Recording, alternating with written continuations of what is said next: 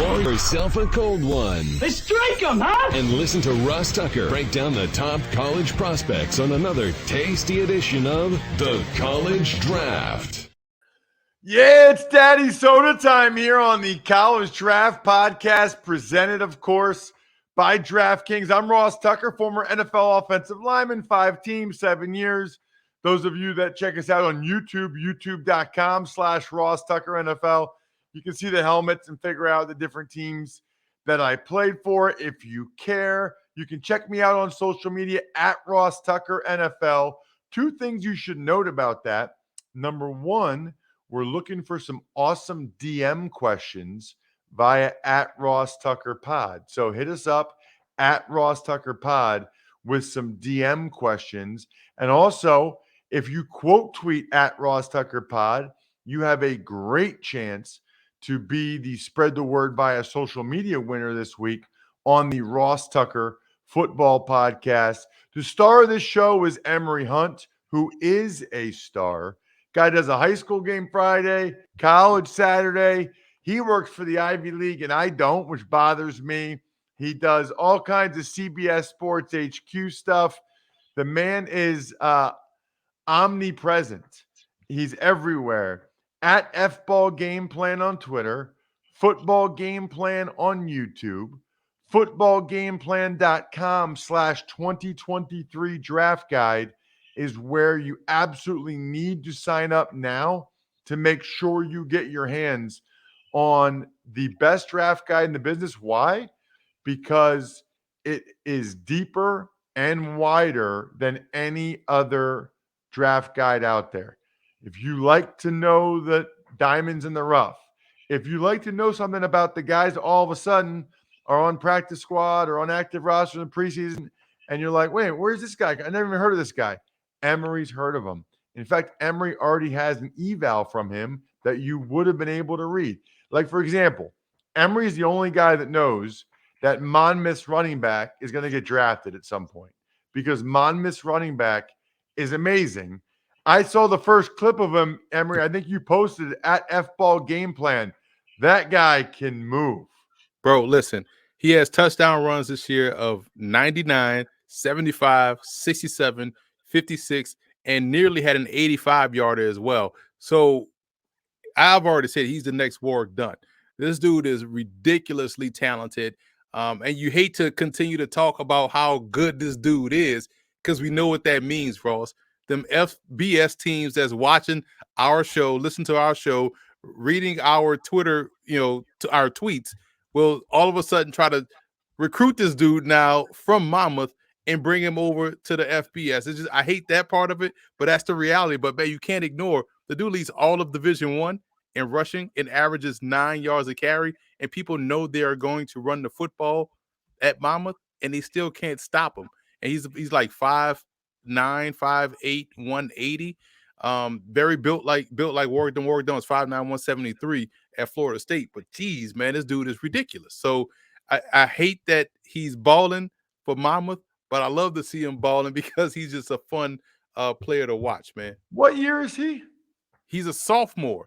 And the trip part is last year he was doing the same thing. He was one of the he came to Monmouth during the COVID year. He was a COVID signee, and they were excited about him. He was from Connecticut. They were super excited about him, and they had a deep backfield, man, already. And they still do have some of those same guys that are there, like Owen Wright, and those guys. But Coach Callahan was just super excited about this kid shirt. He told me when I did their signing day special, and he was like, Emory, you're gonna like this guy's shirt. And he had one game, I forgot who it was against, but he had like 300 something yards in a driving rainstorm. And it was nothing but like 80 yards, 70-yard runs. I was like, yo, get this guy on the field, man. So yeah, what's his name again? Jaden Shurton? Shurton. Jaden, right? Yeah, Jaden, Jaden.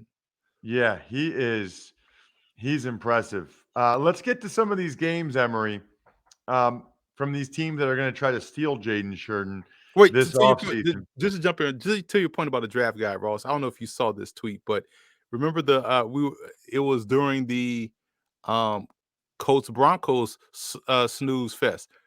Rodney Thomas makes the interception. the safety for the Colts, who has notes on this safety from Yale? Bam, right there. Tweet it out. I So can't believe he's playing already. I know, especially with how raw he was coming out of Yale. He was an outside linebacker, and he's starting at safety now for the Colts. He's got some athletic abilities from Pittsburgh Central Catholic, and yeah, man, he looked good for the Colts in that game against the Broncos. Pretty incredible to see what he's done. Let's get to Penn State, Michigan. A lot of really good pro prospects in this game. I know Penn State, Joey Porter Jr. is outstanding. Jair Brown, their safety, has played very well. PJ Mustipher at D tackle, Curtis Jacobs at linebacker. Penn State defensively, the best they've been on that side of the ball in a while. I think Manny Diaz deserves a lot of the credit for how he has them playing. But you actually have a wide receiver that has caught your eye. Yeah, he's a transfer from Western Kentucky in Mitchell Tinsley. Fantastic player, man. I just like the way he runs his routes. And I'm saying this because, you know, there's levels to route running. You know, there's the dancer at the line of scrimmage. There's the George Pickens route runner where he's just gonna bully through, you know what I'm saying, just get open. And there's the Tinsley type route runner that runs his routes full speed and shows that he takes every rep seriously. He's not one that kind of changes gears. He's from the start, he's full speed into his stem, full speed out of his cut, and full speed in tracking the football and accelerating to it. So I like that about his game. I know at Western Kentucky he was playing predominantly X. Penn State, he's playing across the board. I think he is that type of guy that can play all three spots. I see him more as a flanker or a Z receiver, someone that you want to put on a move, someone you could hand the ball to. I just love his athleticism and his enthusiasm within his route running because it yields itself to a quarterback throwing him the football. What about Michigan wide receiver Ronnie Bell? Obviously, Michigan has a bunch of pro prospects as well. Their nose tackle is ridiculous. Their running back, Blake Corum, having an awesome year. What about Ronnie Bell, though? Feels like he's been there for a while. Right, and he was injury plagued last season, so getting him back to full strength has been key. He's a dynamic playmaker that can affect the game on offense and also in the return game. But finding him is going to be key for Michigan in this game because he's someone that legitimately can break the game open. Another one of these guys that I feel like can be an X or a Z because he does a good job in winning off the line. He has the explosiveness to be that Z receiver. And once he has a football in his hands, he's someone that knows to do what he's looking to score the ball. So I like him. I think that if they're going to win this game, it's going to have to be how many big plays does Ronnie Bell make against this impressive secondary that you talked about? He's probably going to draw Joey Porter Jr. because best versus best, good versus good. And we'll see if Bell can win some of these matchups. Yeah, they really do have a good secondary because the other safeties, Zakee Wheatley's good. The other corner, Kalen King's a true sophomore. He's a good player. It's the best secondary Penn State's had in a while. Penn State's getting 7 points, Emory, on the DraftKings Sportsbook. Who do you like and why? I like Michigan straight up to win, number one. The 7, I don't know, man. That's tough. But you know what? I'm going to lay the 7 with Michigan because I think their defense can get after Clifford. I think that's going to be the difference maker. I like Clifford in terms of being a game manager, not in a negative sense, but someone he's a senior plus, so he's played a lot of games, so he understands what he's going to see out there defensively. So he's going to make some good decisions. I just feel like Michigan's going to have something dialed up to where they'll steal at least 2 possessions away from them, and that'll be enough to where they can cover this 7-point spread. It'll be a tight one, but I will lay the points with Michigan. Got it. What about Bama and Tennessee? Bama's on the road. Tennessee has been incredible. Bama is laying 7.5 points on the road. And you have an offensive tackle from Bama you want to talk about. Another transfer. This one comes from Vanderbilt, where he was excellent in Tyler Steen. Really good player, man. I think he's excellent in the run game as well, too. So, and when you're talking about running left side, which is primarily the weak side in terms of the run game, everybody's usually right-handed. They want to run toward the tight end.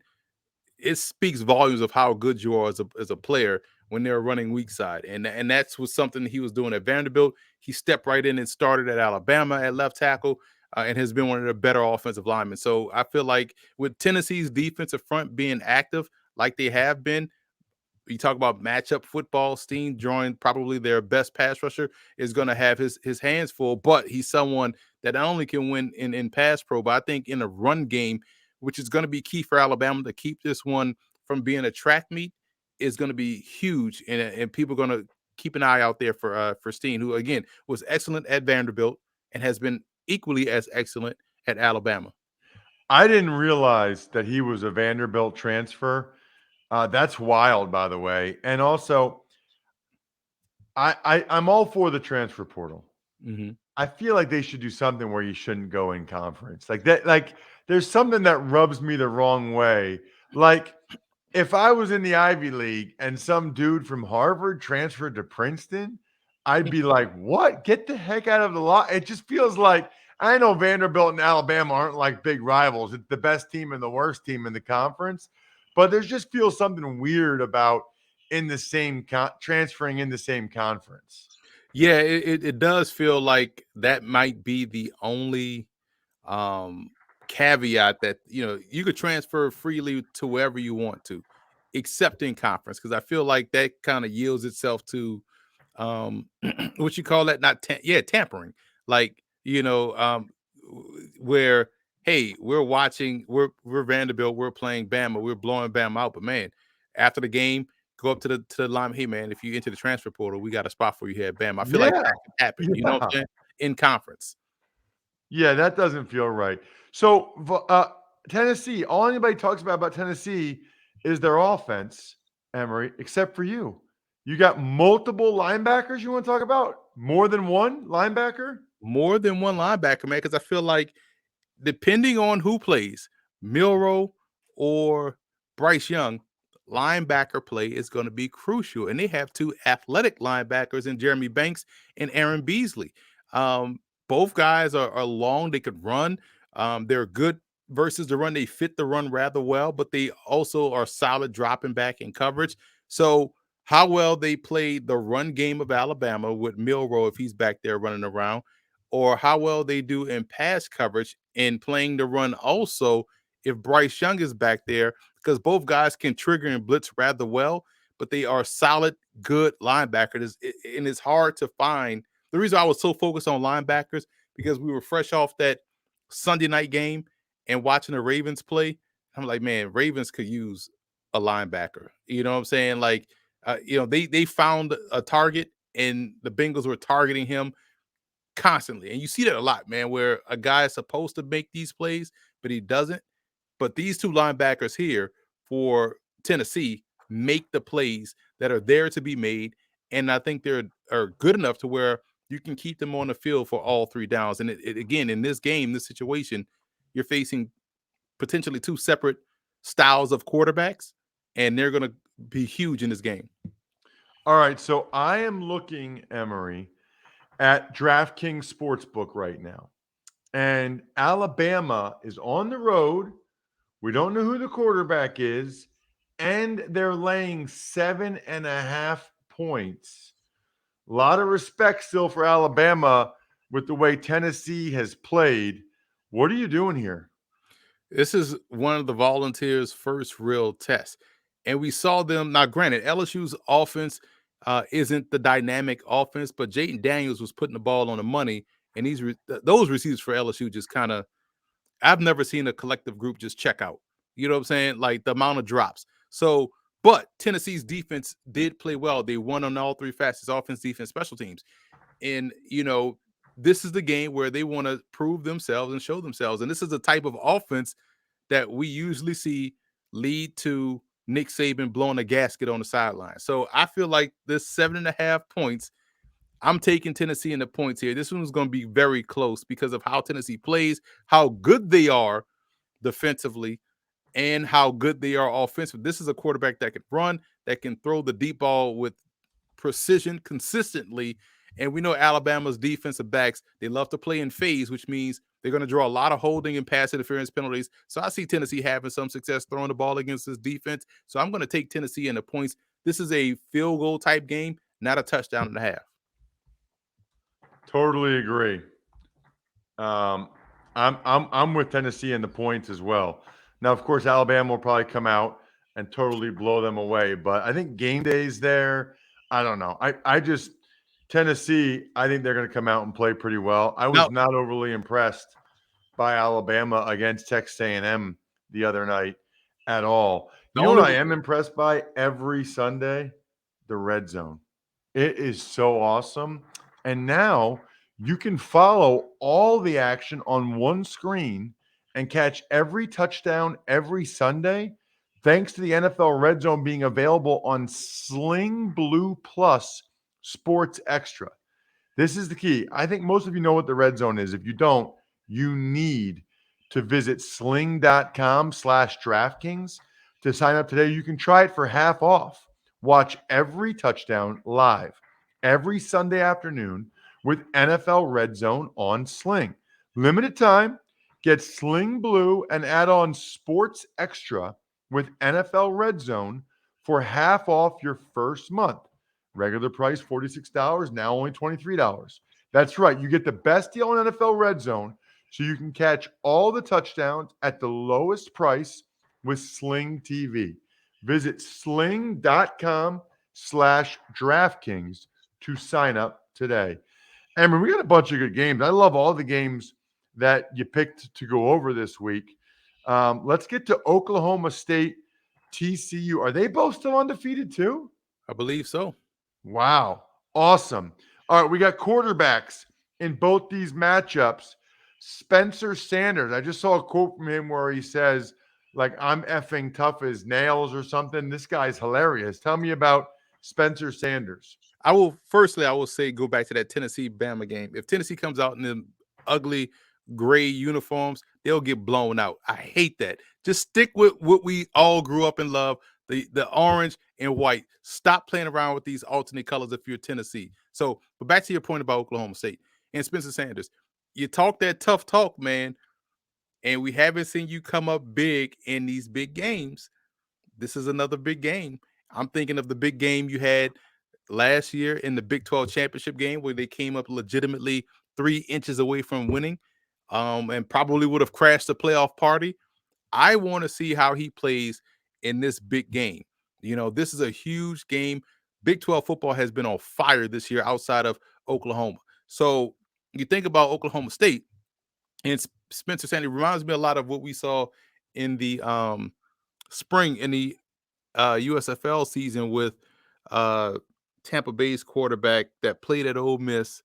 Oh, his name slips me now. But he played in the XFL too for Tiamo, Jordan Tiamo. That's the guy. Like, he reminds me so much of him. Like, you see the physical talent, you see glimpses of it in games, but there's always something. Maybe it's a series or a play. Just like, man, like, I need you to. How did that happen, right? Or I need you to make that play, or maybe make that scramble, make that run, make that throw. And I want to see a complete game from Spencer Sanders. I thought how he closed out the Notre Dame game in the bowl game last year was great. I didn't like how he played in the Big 12 championship game prior to that. But now, you know, so again, you've seen both sides.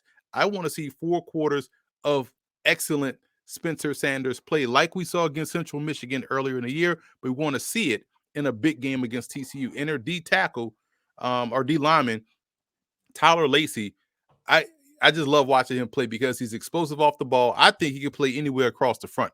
He kind of reminds me of Cam Jordan in that regard. They're built about the same.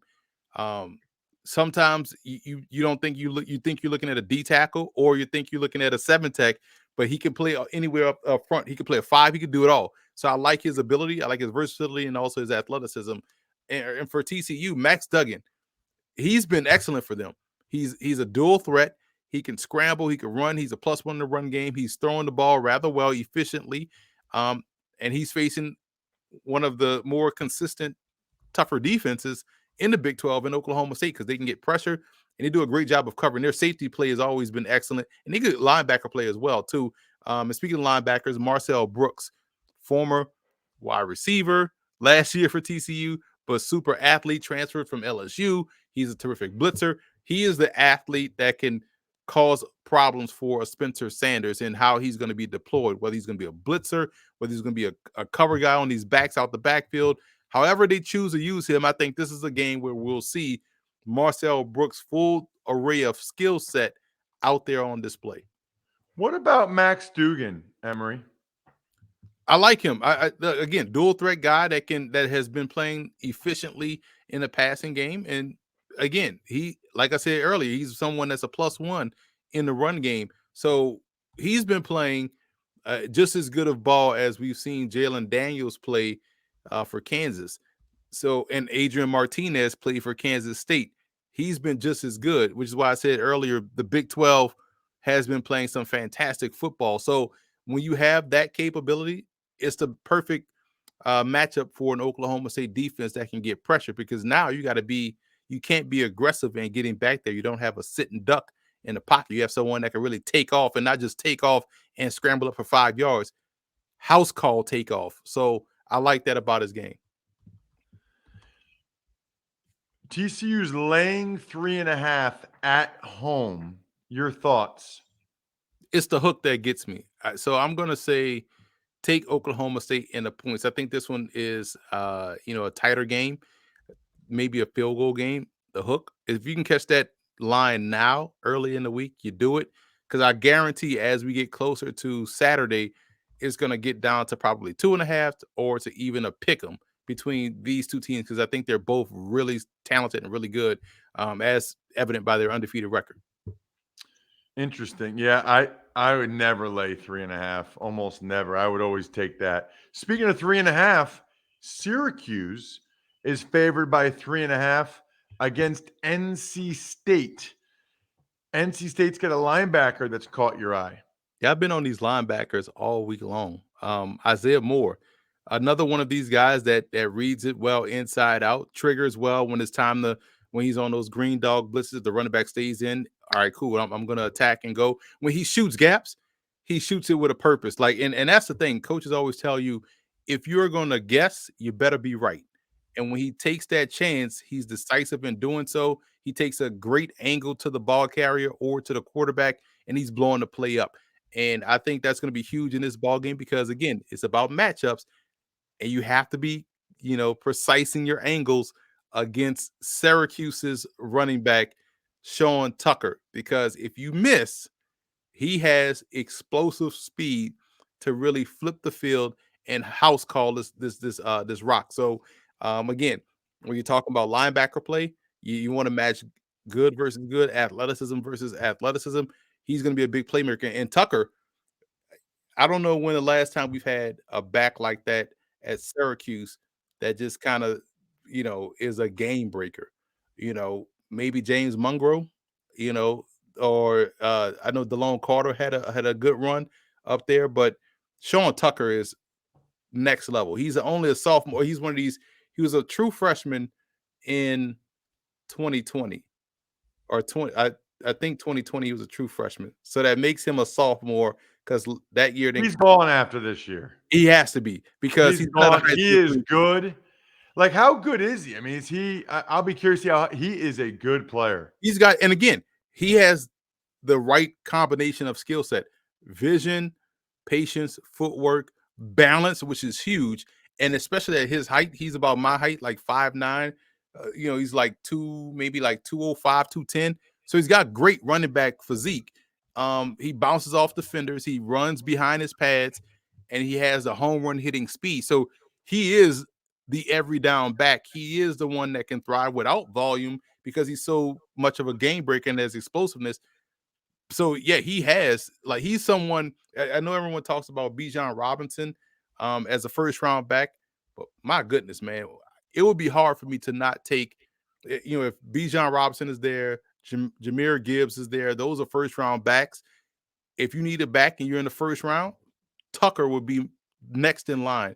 He would be a first round back, in my opinion, because as long as if you can ring the cash register up on any given run, that's the guy you take in the first round. Building off our conversation last week on when to take a running back in the first round, he's the type of guy you take in the first round. What are you doing with the spread here? NC State's getting 3.5. Devin Leary may not play, which is tough for NC State. I'm laying those points with Syracuse. I don't think Syracuse is this moment. I think they take care of business. They had a half a game last week, because they played Wagner and had running clock in a 10-minute quarter in the fourth quarter in the second half. So they'll be rested. They got a tune-up before they're playing a very tough defense. And, an injured O'Leary, that's going to limit a lot of what NC State's doing. So I love Syracuse in this game. I think they avoid the letdown here in the Carrier. Is it still called the Carrier Dome? I don't know, but I know something Carrier Dome. Yeah. It's like the something Carrier Dome. At least they got air conditioning now, so they should be fine. Love it. Terrific work as always, Emory. Make sure you're following this man on social media. It's at FBall Game Plan on Twitter. Of course, Football Game Plan on YouTube. The key is to get the draft guide and just get it done now. Give it to yourself maybe as a holiday gift, just so you don't have to think about it. footballgameplan.com/2023 draft guide. Get in now early while the getting in is good, kind of like some of the spreads Emory was talking about. I'm at Ross Tucker NFL, Twitter, Instagram, the whole deal. What games you have this weekend, Emory? I don't have a college game this weekend, so I'm excited about that. I get to rest a little bit on Saturday, so I may be on HQ a lot doing college game previews. If not, I'll just be watching college football like the rest of you guys on Saturday. But Friday night, I have Northern York at Susquehanna Township. Yeah, Polar Bears, Northern York Polar Bears, and Susquehanna Township has a really good ninth grader, I think, or maybe 10th grader for you to check out. He's got some scholarship offers already. Nice. And see, here's the thing. We did a promo last week with the Polar Bears. I'm like, there's only the school I know is the Polar Bears is Ohio Northern, right? The University of the Polar Bears. I'm excited. Okay. I got Colgate at Army on Saturday. Colgate starting running back went to my high school. Missing, can you dig it? And help turn it around. I love it. Should be awesome. Other than that, the keg is kicked. We're all tapped out. Thanks for listening to the College Draft Podcast. Make sure to also subscribe to the Ross Tucker Football Podcast, Fantasy Feast, Even Money, and The Business of Sports. All available at Apple Podcasts, rosstucker.com, or wherever podcasts can be found.